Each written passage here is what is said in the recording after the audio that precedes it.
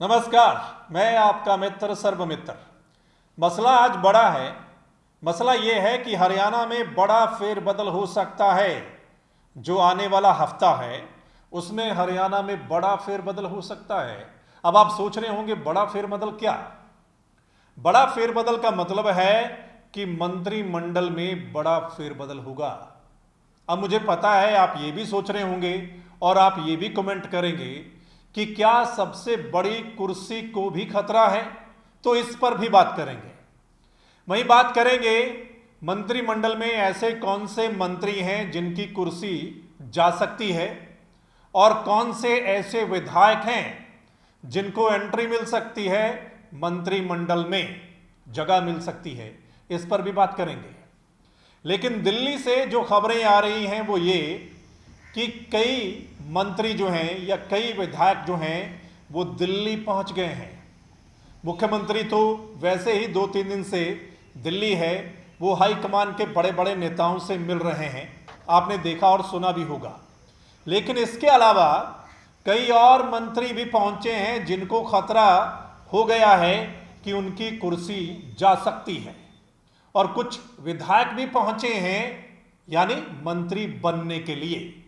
यानी सभी अपनी गोटियां फिट करने में लगे हैं देश की राजधानी दिल्ली में। यह भी बताएंगे कि यह मंत्रिमंडल में जो बड़ा फेरबदल हो रहा है ये क्यों हो रहा है, ऐसा क्यों, इस पर भी बात करेंगे। चलिए सबसे पहले बात करते हैं मंत्रिमंडल में ऐसे कौन से नेता हैं जिनकी कुर्सी जा सकती है। तो पहले नंबर पर जेपी दलाल हैं, कृषि मंत्री। सुना है कि हाईकमान इनको लेकर काफी नाराज है। क्यों? आपको पता है जेपी दलाल कृषि मंत्री हैं और किसान आंदोलन चल रहा है। किसान आंदोलन को लेकर जेपी दलाल ने जो कुछ बोला या जिस तरीके का नजरिया उनका रहा है, जो कुछ भी सामने आया है, हो सकता है वो वजह हो। एक तो जेपी दलाल का नाम आ रहा है कि उनकी मंत्रिमंडल से छुट्टी हो सकती है। दूसरा, रणजीत सिंह चौटाला हैं, बिजली मंत्री हैं, आपको पता है। सुनने में आ रहा है कि उनकी भी छुट्टी हो सकती है। निर्दलियों में से सिर्फ एक ही मंत्री बने थे, आपको याद होगा, और वो हैं रणजीत सिंह चौटाला। तो उनका नाम भी आ रहा है कि उनकी भी छुट्टी हो सकती है। अगला है ओम प्रकाश यादव।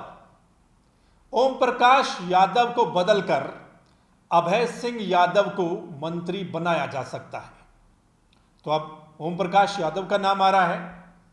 अगला है जो महिला और बाल कल्याण मंत्री हैं कमलेश ढांडा, उनका नाम भी आ रहा है कि उनकी भी मंत्रिमंडल से छुट्टी हो सकती है।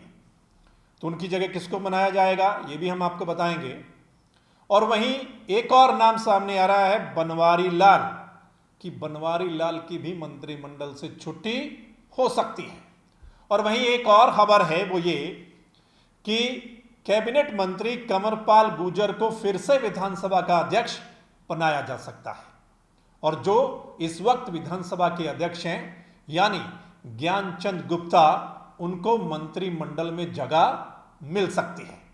अभी दिल्ली से यह खबर आ रही है कि ये कुछ जो वहां से निकल कर आ रहा है वो ऐसा हो सकता है, और अगले ही हफ्ते में, अगला हफ्ता मतलब जो सोमवार से शुरू हो रहा है, उस हफ्ते में ही ये बड़ा फेरबदल हरियाणा के मंत्रिमंडल में देखने को मिल सकता है। अब ये तो थे जिनकी मंत्रिमंडल से छुट्टी हो सकती है। अब जिनको मंत्रिमंडल में एंट्री मिल सकती है उनकी बात करते हैं। जैसा हमने कहा कि ओम प्रकाश यादव को हटाकर दक्षिण हरियाणा से ही अभय सिंह यादव को मंत्रिमंडल में लिया जा सकता है। वहीं कमलेश ढांडा जो हैं उनको मंत्रिमंडल से हटाकर सीमा त्रिखा जो हैं बीजेपी की वरिष्ठ नेता हैं, उनको मंत्रिमंडल में शामिल किया जा सकता है। और वहीं ये भी खबर है, क्योंकि यही कहा जा रहा है कि जेजेपी को भी मंत्रिमंडल में जगह मिलेगी, मतलब जेजेपी के एक विधायक को और मंत्रिमंडल में जगह मिलेगी, तो देवेंद्र बबली का नाम सामने आ रहा है। और देवेंद्र बबली काफी समय से वेट भी कर रहे हैं, और इसी चक्कर में आपने देखा और सुना भी होगा वो कई बार किसानों की नाराजगी भी ले चुके हैं, झेल चुके हैं। ये सुन लिया आपने कि किनका पत्ता कट सकता है और किनका नंबर जो है वो लग सकता है। अब आप सोच रहे होंगे कि ऐसा क्यों हो रहा है, ये बड़ा फेरबदल क्यों होगा हरियाणा में, मतलब या हो सकता है, तो उसके पीछे क्या वजह वो भी हम बताते हैं। जो बड़ी कुर्सी की बात आप सोच रहे हैं या जो आप लिखेंगे मुझे पता है, तो फिलहाल जो बड़ी कुर्सी है यानी कि जो सीएम की कुर्सी है उस पर फिलहाल कोई खतरा नजर नहीं आ रहा है।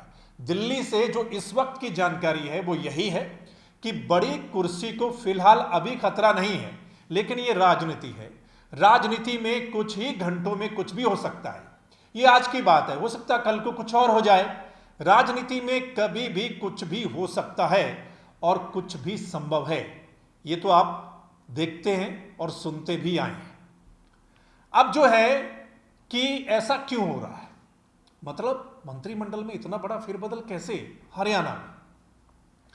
600 दिन हो चुके हैं ये जो गठबंधन की सरकार बनी है हरियाणा में, बीजेपी, जेजेपी प्लस निर्दलीय तीनों मिलकर सरकार चला रहे हैं, ठीक है। तो इन 600 दिनों में जो कुछ भी हुआ है उसके हिसाब से, परफॉर्मेंस के हिसाब से, किसान आंदोलन को लेकर टैकल किस तरीके से करना है या उसको लेकर क्या कुछ रहा वो हो सकता है, कोरोना काल रहा है वो इसके पीछे हो सकता है, मतलब किस किस तरीके से किस मंत्री का क्या कुछ रहा है उसके हिसाब से ये मंत्रिमंडल में बड़ा फेरबदल हो सकता है। बाकी जिनकी खबरें आ रही हैं कि इनका मंत्रिमंडल से छुट्टी हो सकती है, आप जरा देखिए, जेपी दलाल जो हैं कृषि मंत्री हैं, उनके इलाके में किसान आंदोलन जो है वो फुल पावर में है। यानी भिवानी का जो एरिया है, दादरी का एरिया है, वहां पर किसान आंदोलन फुल पावर में है। रणजीत सिंह चौटाला का जो एरिया है, सिरसा, फतेहाबाद, वहां किसान आंदोलन फुल पावर में है। देखते हैं ना आप। कमलेश ढांडा जो मंत्री हैं, उनका जो एरिया है कलायत वाला और आसपास का, वहां किसान आंदोलन फुल पावर में है। कहीं ऐसा तो नहीं कि हाईकमान देख रहा है कि कहां कहां किसान आंदोलन ज्यादा है और वहां के मंत्रियों की क्या भूमिका रही है इस पूरे किसान आंदोलन के दौरान, क्या वो सही तरीके से टैकल कर पाए हैं या नहीं कर पाए हैं, या उन्होंने जो कुछ कहा बोला या जो कुछ भी रहा, कहीं ऐसा तो नहीं कि हाईकमान इस चीज को भी देख रहा है। चलिए, ये आपने देखा। और वहीं जेजेपी से एक मंत्री बनना है और अगर निर्दलियों से रणजीत सिंह चौटाला को अगर कुछ मतलब हटाया जाता है तो फिर क्या निर्दलियों से भी किसी को कोई पद मिल सकता है, ये देखने वाली बात होगी। जैसे ही कोई नई अपडेट आएगी फिर हम आपके साथ साझा करेंगे। फिलहाल ये अपडेट है और इस पर आपने अपनी राय देनी है कि ये जो बड़ा फेरबदल है जिसमें से कि 5-6 मंत्री जो है हटाए जा सकते हैं, उनकी जगह नए बनाए जा सकते हैं, तो ये छोटी बात नहीं है, ये एक बड़ी बात है। इसको लेकर अब आपकी राय क्या है, आप क्या सोचते हैं, आप भी कमेंट के माध्यम से हमें जरूर लिखकर भेजिएगा। आपको क्या लगता है? और वहीं इस वीडियो को ज़्यादा से ज़्यादा आप लोगों ने शेयर करना है ताकि तमाम लोगों तक पहुँचे, वो भी अपनी राय दे पाएँ। और अगर आप चाहते हैं कि ऐसी ही रिपोर्ट्स आप तक पहुँचती रहे, कुछ ग्राउंड रिपोर्ट्स, कुछ बड़े मसले, तो फिर इस चैनल को यानी द मसला को लाइक सब्सक्राइब करना ना भूलें, यूट्यूब पर भी और फेसबुक पेज पर भी, जहाँ पर भी आप दिख रहे हैं, ताकि जो हमारी अगली वीडियो होगी, हमारा अगला मसला होगा, वो आप सब तक उसी समय पहुँच जाए। धन्यवाद, नमस्कार, आदाब, सत श्री अकाल, राम राम।